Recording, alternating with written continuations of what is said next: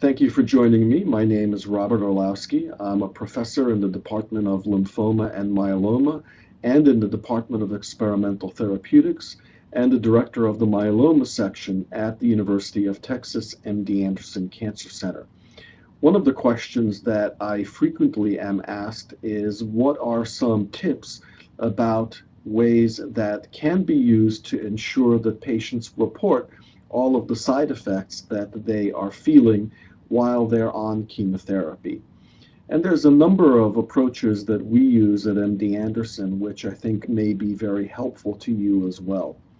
One is to make sure that both the nurses and the doctors, as well as other healthcare professionals involved in the patient's care, ask these questions, because the more questions that are asked, the greater is the likelihood that we will be able to capture all of the side effects that are occurring.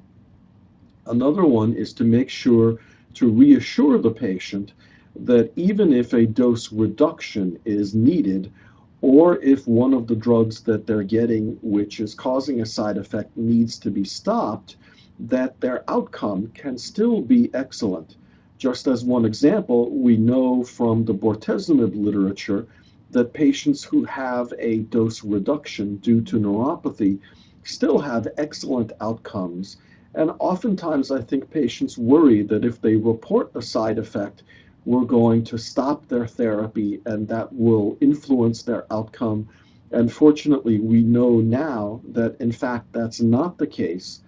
And finally, I think it's effective to remind patients that if they are on a drug that for some reason they cannot tolerate, because of the number of options that are now available, which are much greater than was the case before, the chances are that you will be able to find a different drug that the patient can tolerate, which hopefully the myeloma will tolerate very poorly, leading to the optimal outcome, which is maximal reduction in the myeloma with a minimal reduction in the patient's quality of life.